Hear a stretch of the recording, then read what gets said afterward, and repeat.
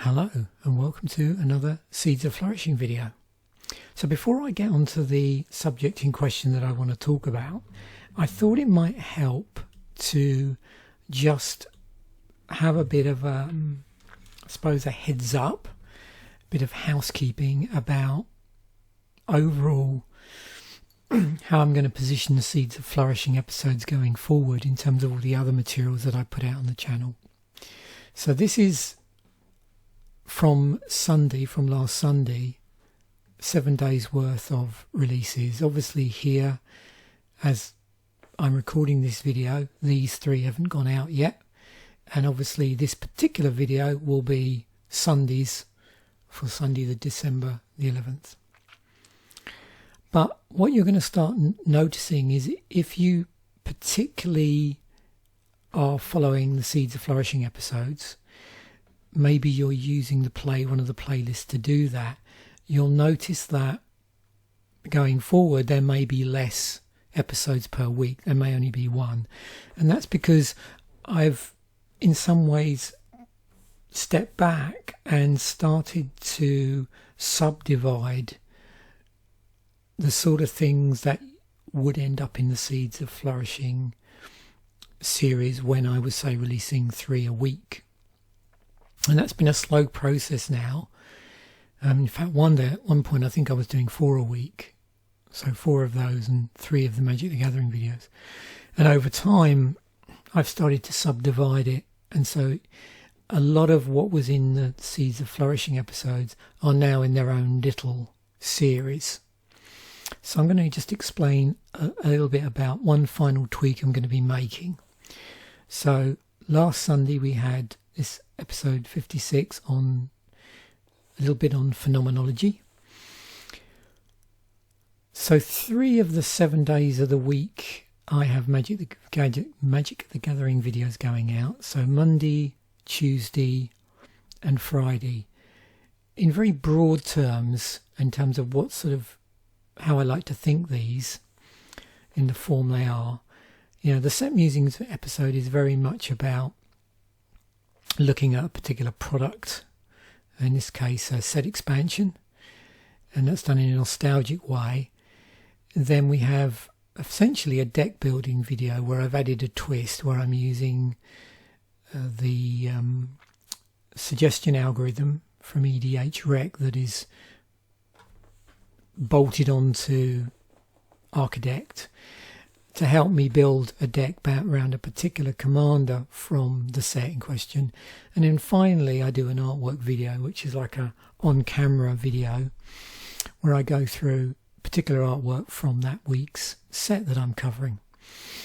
And long-time viewers of my videos will know that in parallel with that, when new expansion sets come out, regular expansion sets, I'll do a little Set Musings on that as well. So at some point in the future I'm going to catch up with myself, and that's going to occur when I get up to Dungeons and Dragons Adventures in the Forgotten Realms. Once I get to that point, then going forward in terms of Set Musings, it'll be when new sets come out. So obviously there's something going to slot into these about 20 or so weeks from now, and it's going to roughly follow the same form of something about a product, something about a deck, and something about single cards like artwork.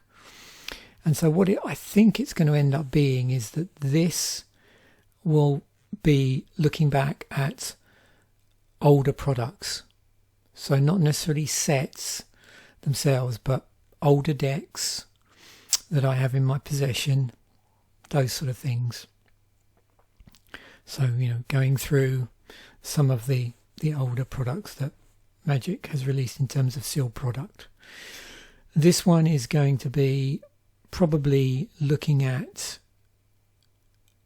certain decks of certain archetypes from way back to the early days of Magic, back to maybe decks like the deck, and breaking them down, taking a look at them, and also it gives an opportunity for us to have the artwork up on screen and see how the artwork looked back in those original decks.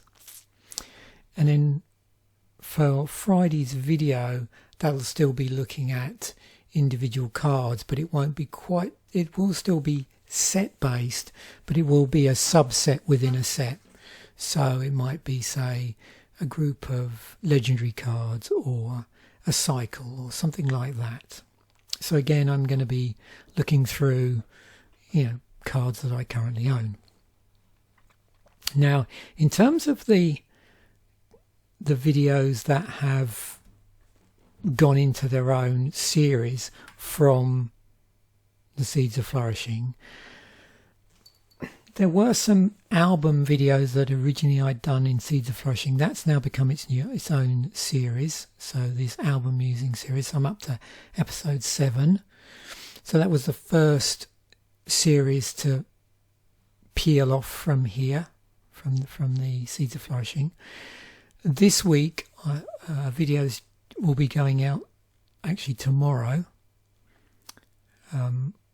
From when I shoot this video, so by the time you watch this video, this will be out, and it's going to be called Tech Flourishing. So it's basically taking all the technological based flourishing and putting it into its own little series, and I explain a little bit more about what's going to be in there in that first episode.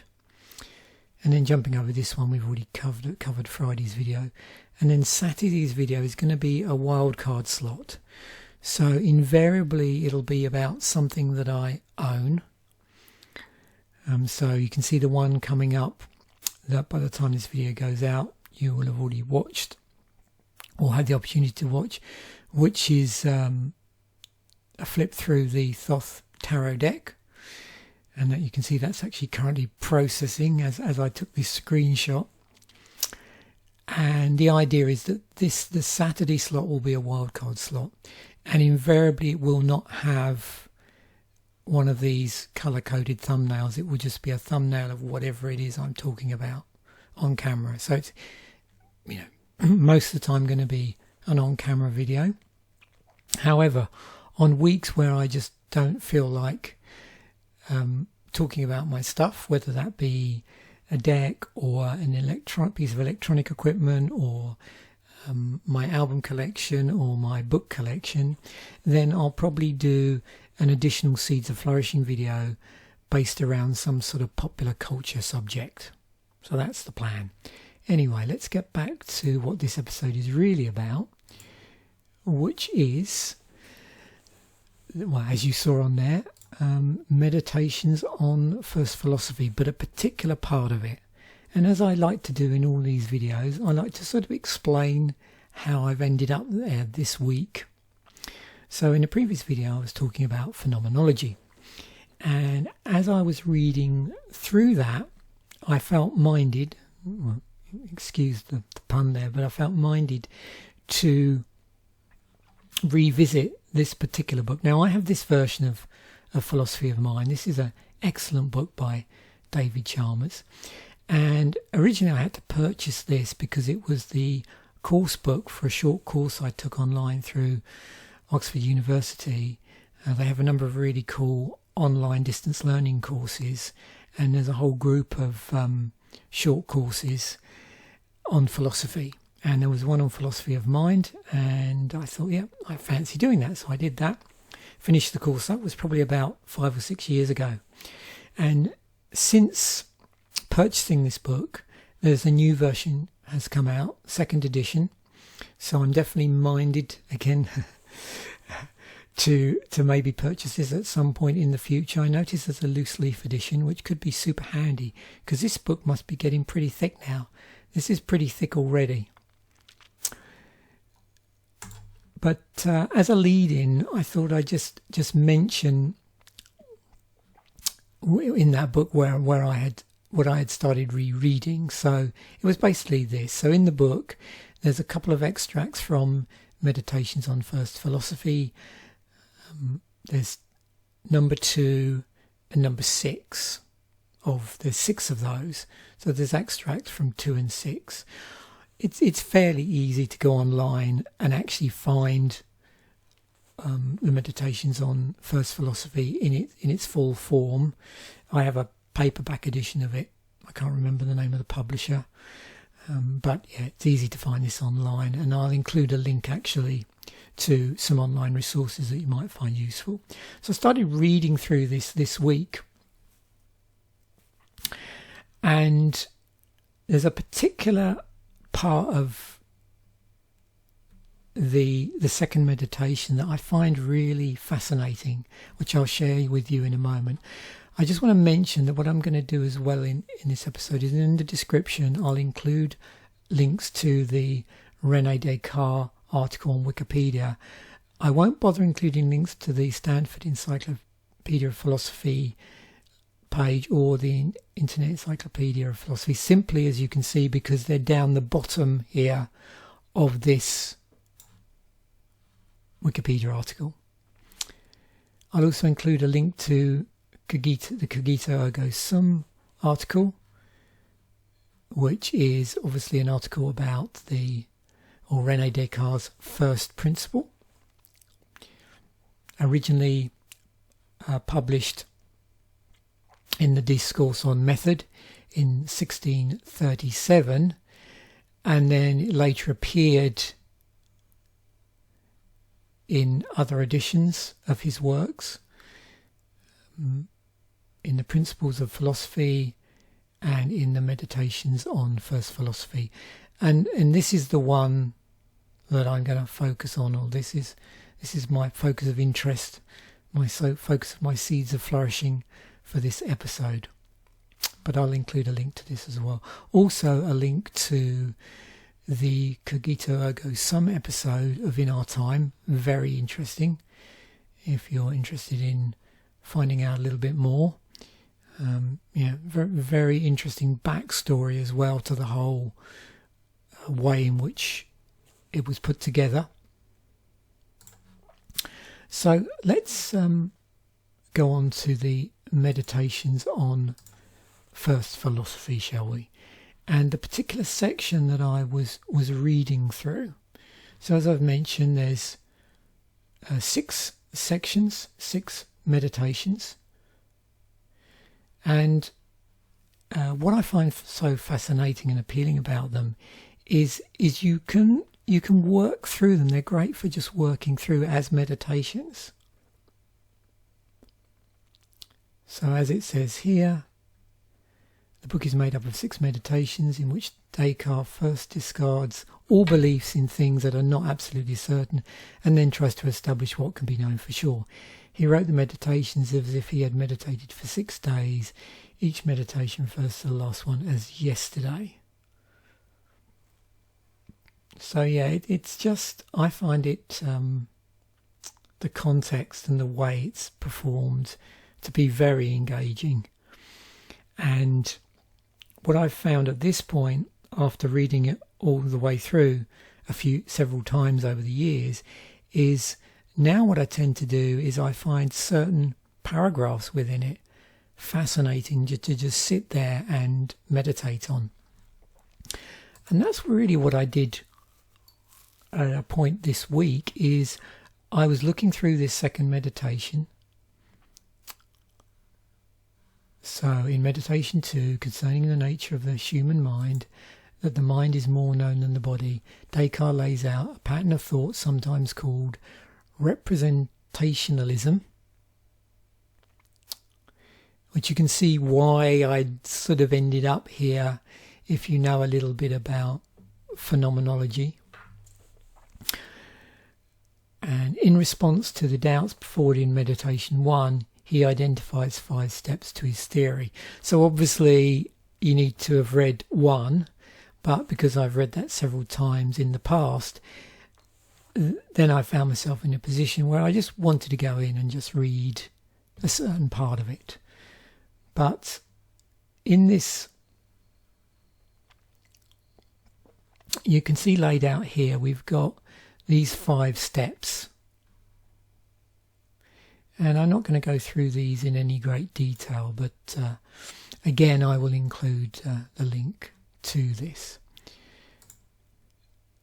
Now, the bit I'm particularly interested in this, so this is on the Yale Learning website. I'll include a link to this because this is the whole of Descartes' Meditations in PDF form. So I've sort of made it easy for you. You don't even have to track down an online copy if you're interested. Like I said, already read through the earlier sections here at various times. And so I wanted to just try and find the bit in here that I remembered about the wax, because I found it was fascinating to read that alongside some of the phenomenology stuff that I'd been reading. So I'm going to try and read this out now. I'll do the best I can here. I just wanted to have this all on screen, but of course by doing that it's not quite as zoomed in as I would like for reading, as I'm reading on the screen. But let's see how this goes and how far I want to get into here. My plan is to read maybe down to here. So let us begin by considering the commonest matters, those which we believe to be the most distinctly comprehended, to wit, the bodies which we touch and see, not indeed bodies in general, for these general ideas are usually a little more confused, but let us consider one body in particular. Let us take, for example, this piece of wax. It has been taken quite freshly from the hive, and it has not yet lost the sweetness of the honey which it contains. It still retains somewhat of the odour of the flowers from which it has been culled. Its colour, its figure, its size are apparent. It is hard, cold, easily handled, and if you were to strike it with the finger, it will emit a sound. Finally, all the things which are requisite to cause us distinctly to recognise a body are met with in it. But notice that while I speak and approach the fire that remained of the taste is let me try that again, sorry. But notice that while I speak and approach the fire, what remained of the taste is exhaled, the smell evaporates, the colour alters, the figure is destroyed, the size increases, it becomes liquid, it heats, scarcely one can handle it, and when one strikes it, no sound is emitted. Does the same wax remain after this change? We must confess that it remains. None would judge otherwise. What then did I know so distinctly in this piece of wax? It could certainly be nothing of all that the sense is brought to my notice, since all these things which fall under taste, smell, sight, touch, and hearing are found to be changed, and yet the same wax remains. Perhaps it was what I now think, viz., that this wax was not that sweetness of honey, nor that agreeable scent of flowers, nor that particular whiteness, nor that figure, nor that sound, but simply a body which a little while before appeared to me as perceptible under these forms, and which is now perceptible under others. But what precisely is it that I imagine when I form such conceptions? Let us attentively consider this, and abstracting from all that does not belong to the wax, let us see what remains. Certainly nothing remains except a certain extended thing which is flexible and movable. But what is the meaning of flexible and movable? Is it not that I imagine that this piece of wax being round is capable of becoming square and of passing from a square to a triangular figure?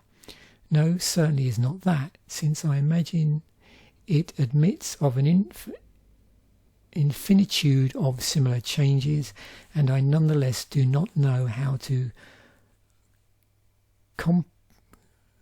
compass the infinitude of my imagination. It's interesting. Compass instead of encompass.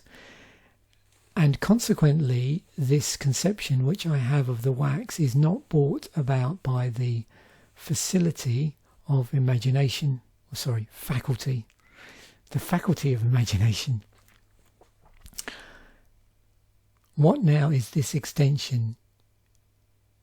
Is it not also unknown?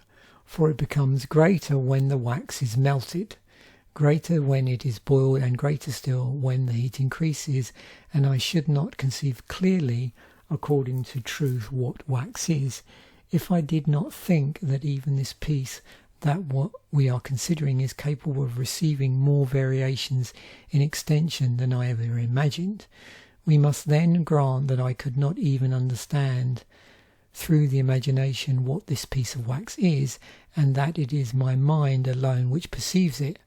I say this piece of wax in particular, for as to wax in general, it is yet clearer.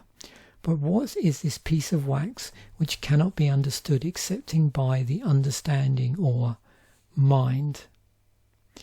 It is certainly the same that I see, touch, imagine, and finally it is the same which I have always believed it to be from the beginning.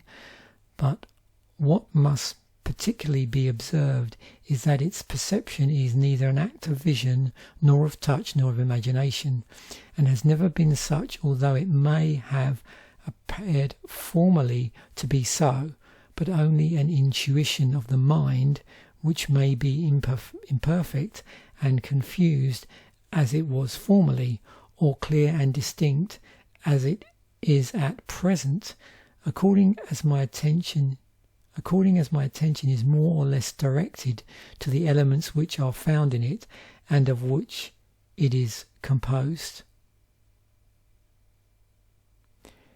And yeah, as I was reading that through, obviously my original reason for reading this piece was to act as a sort of contrast to the sort of things I was reading in phenomenology connected with aboutness, intentionality. And obviously I was drawn to this particular section because this is about wax, about his, meditating on the wax, and how you have something where it's the same, in both instances, in the original form and the melted form, it's wax, but it has a different form to it. And that perception of the form and that ability to still say, oh, well, it's still wax.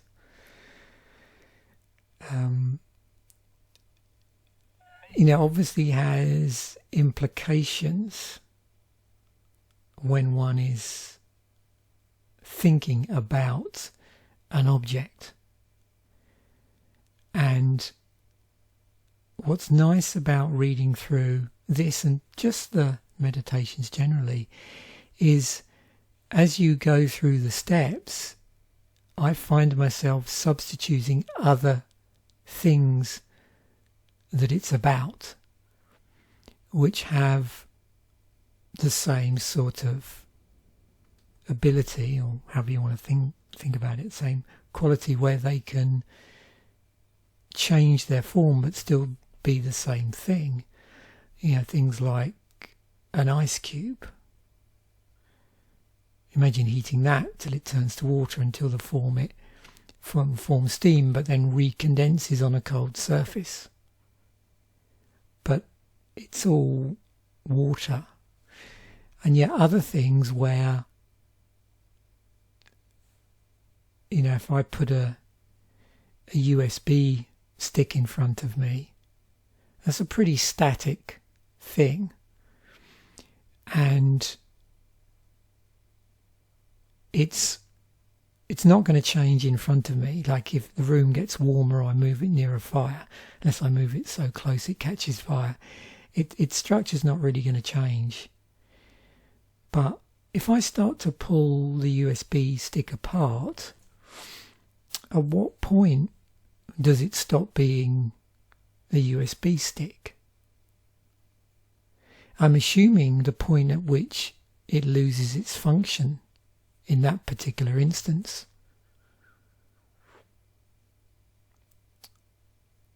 Anyway, I thought it was something interesting to have in a Seeds of Flourishing episode. In finishing,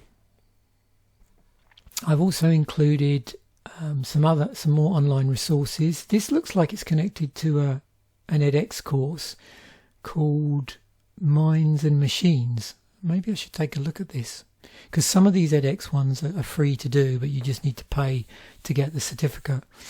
So I'll be interested in taking a look. I think I might have had a bit of a look at this course before, but I've included this particular one because it is a pulling apart, if you like, of the second meditation. And you might well like to, in terms of the meditation itself, the meditations themselves, I actually just like to read through them and see where it takes my mind.